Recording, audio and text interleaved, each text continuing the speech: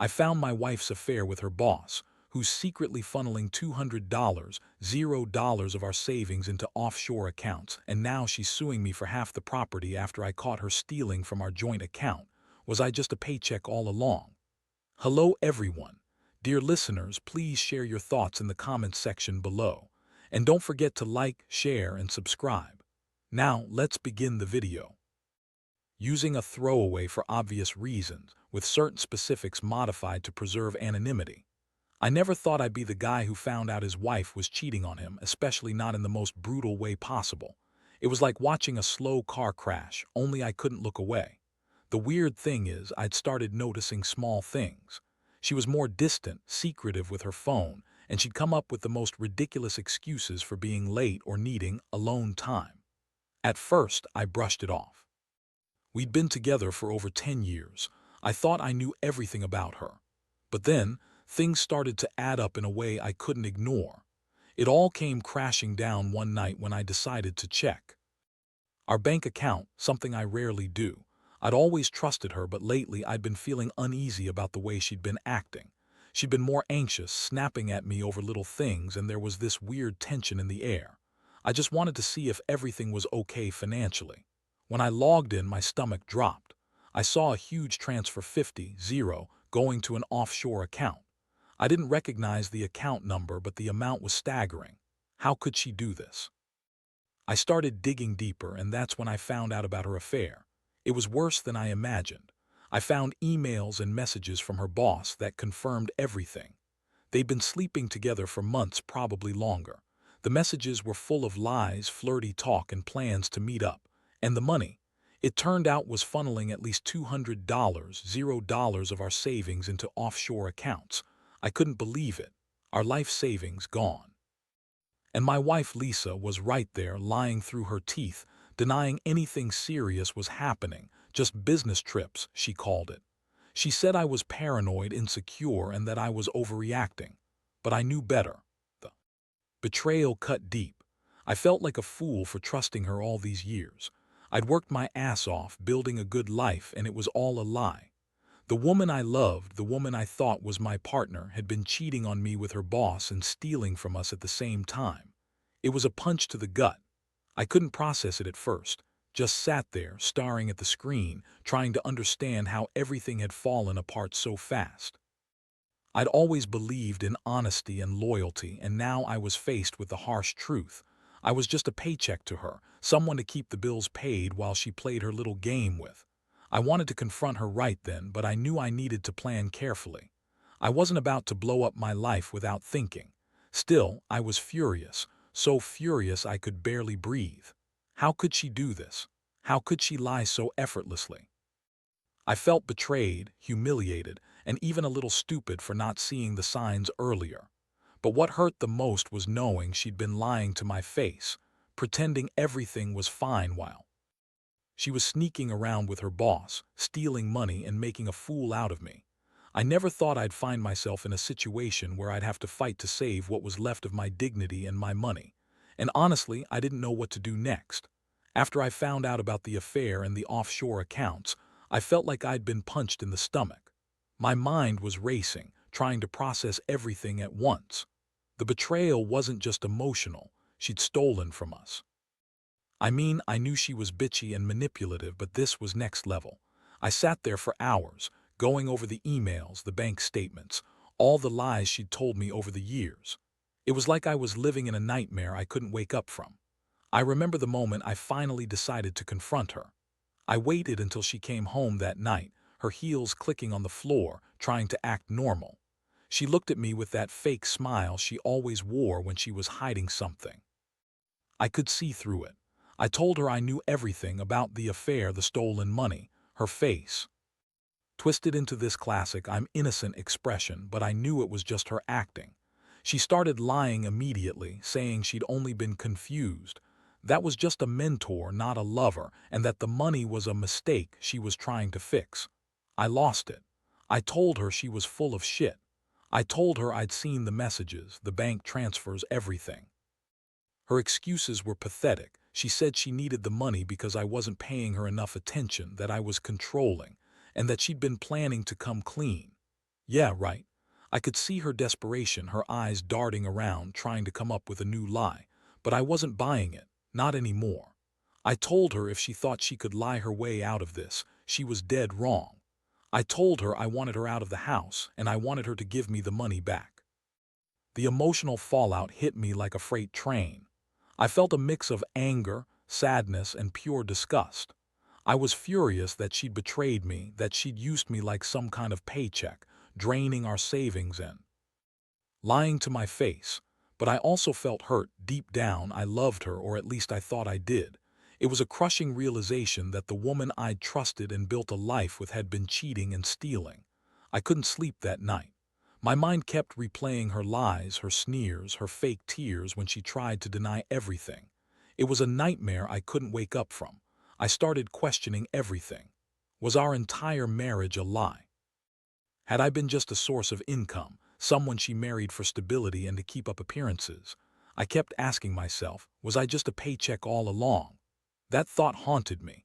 I felt so betrayed, like I'd been played for a fool. I also felt a strange sense of clarity. I knew I couldn't trust her anymore, and I had to figure out what to do next.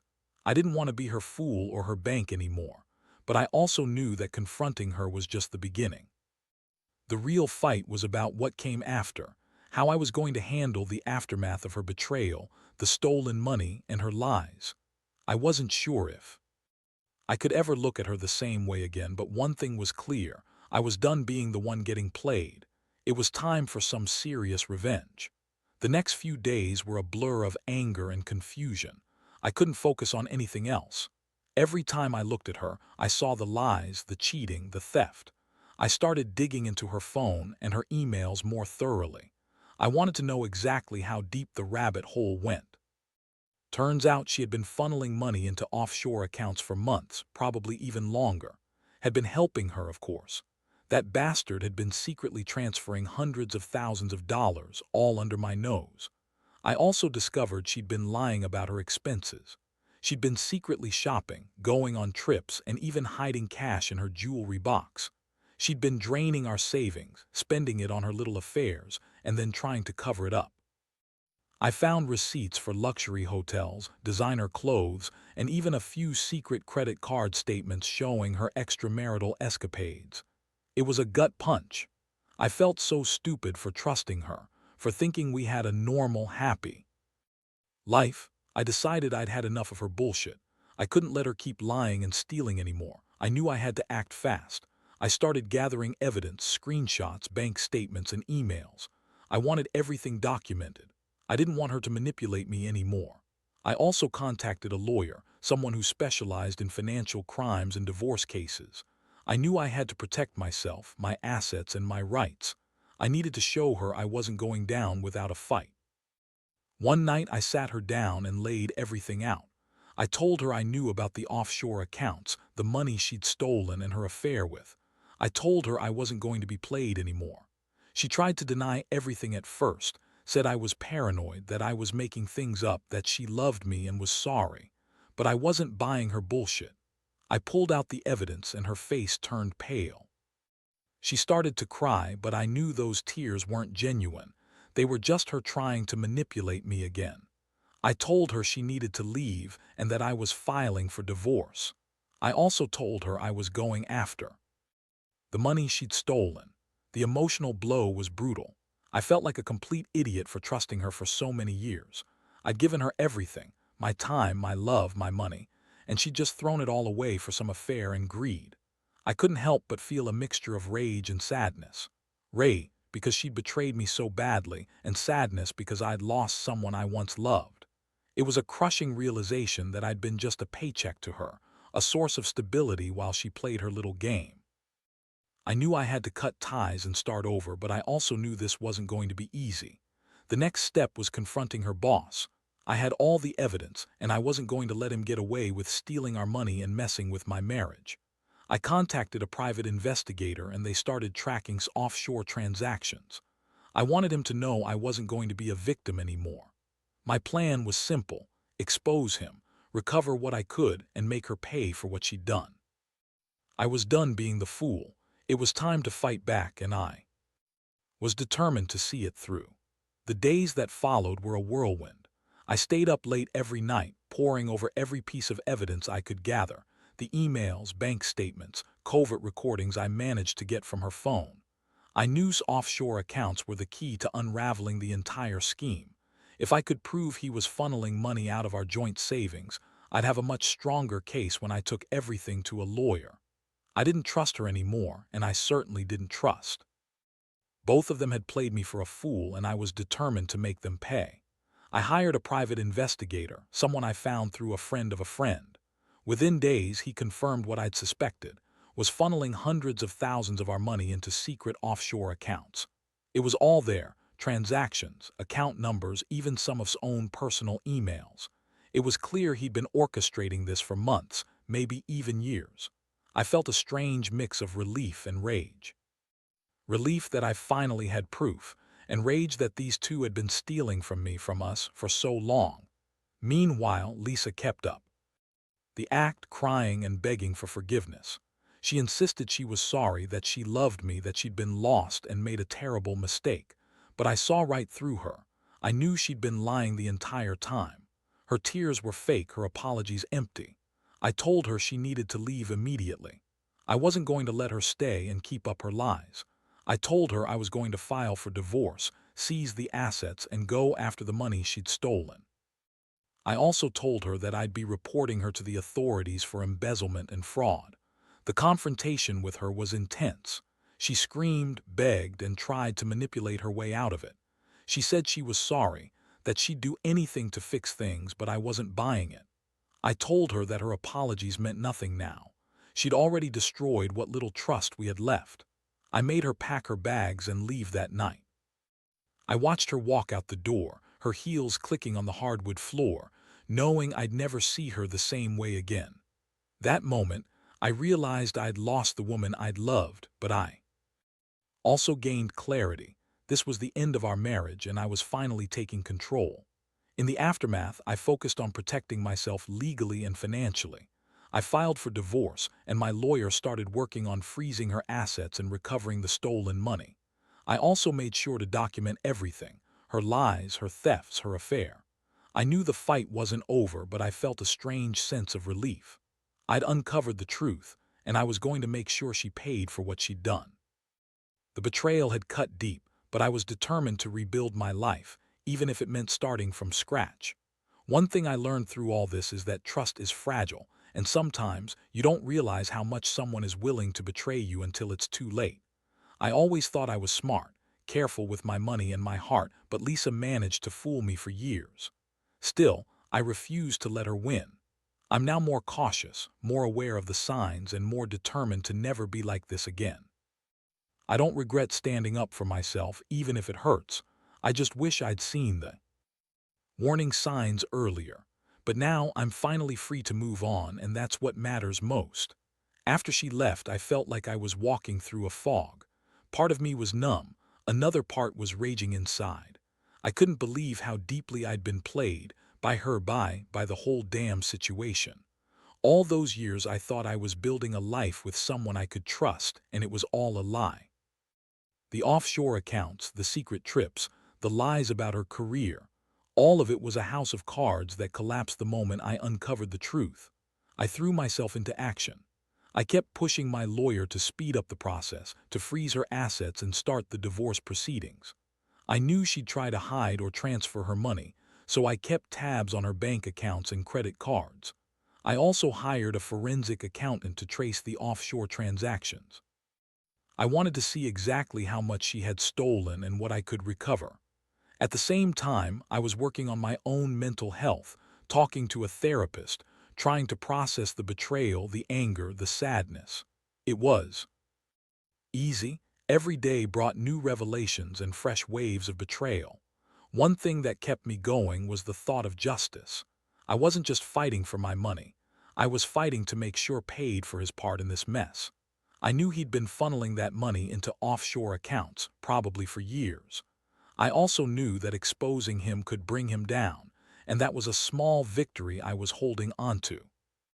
I met with the private investigator again, and he confirmed that had been living a lavish lifestyle funded by our stolen money: luxury cars, mansions, private jets. It made me sick to think about how much he'd taken from me, while pretending to be the mentor that my wife admired so much. Meanwhile, I was also preparing for the worst. I knew Lisa would try to fight me in court. She always played the victim, crying about how I was ruining her life now. But I had enough evidence to prove her guilt. I wanted full custody of our assets, and I wanted her to pay back every cent she'd stolen. I also wanted her to face the consequences. She'd crossed a line, and I wasn't about to let her get away with it. I was angry, yes, but I was also determined. This wasn't just about money anymore. It was about standing up for myself and making sure she couldn't screw me over anymore. The day of the court hearing finally arrived. I sat there, feeling a mixture of anxiety and resolve. I watched her try to play the victim, sobbing and claiming she was sorry and confused. I knew better. I had all the evidence, and I presented it confidently. The judge listened carefully, and I could see the wheels turning. My lawyer argued that Lisa had engaged in fraud, theft, and breach of trust. We requested a full division of assets, including the recovery of the stolen funds and a restraining order to keep her away from any more of our money. When the judge finally made the ruling, I felt a wave of relief. At least, for now, I was protected. The aftermath was a mix of relief and new challenges. I was now single, my savings severely depleted but protected. I had to rebuild from the ground up, emotionally and financially. I knew I'd need to be cautious moving forward, but I also knew I'd come out of this stronger. That betrayal had taught me a harsh lesson about trust and greed, but it also made me realize my own strength. I'd fought for what was right, and I'd won a crucial battle. The war wasn't over, but I was ready to start anew, smarter and more cautious than ever before. I'd lost a lot, but I'd gained clarity, and that in the end was worth more than any amount of money. Looking back now, I realize how much this whole ordeal changed me. I used to trust blindly, thinking everyone was basically honest unless proven otherwise. Turns out, that's not the case. Lisa's betrayal was a wake-up call, one that made me see how easily people can hide their true intentions behind a pretty smile or fake tears. I learned the hard way that money can be a powerful motivator, and when greed gets involved, people will do almost anything to protect it. I also learned that revenge isn't about hurting someone just for the sake of it. It's about reclaiming your dignity and standing up for yourself when everyone else seems to be against you. I could let her walk all over me, but instead I fought back with everything I had. The legal battle, the evidence gathering, even the emotional toll, all of it was worth it to see her exposed, to see her lose everything she thought she could get away with. It was a bitter victory, but a necessary one. Now, I'm rebuilding my life piece by piece. I've started saving again, focusing on my career, and trying to forget the woman I once loved. It's not easy. There are days when I feel angry, days I feel lost, but I remind myself that I'm stronger than her lies. I've learned that trust must be earned and not given blindly. I've also learned that sometimes you have to fight for what's right, even if it costs you everything. Because in the end, integrity matters more than money or status. To anyone else out there dealing with betrayal, I can only say this: don't be afraid to stand your ground. Gather your evidence, get legal help if you need it, and don't let anyone make you feel small or stupid. The truth will come out, and justice, in some form or another, will follow. It's painful, yes, but it's also liberating. You'll come out the other side, battered but stronger.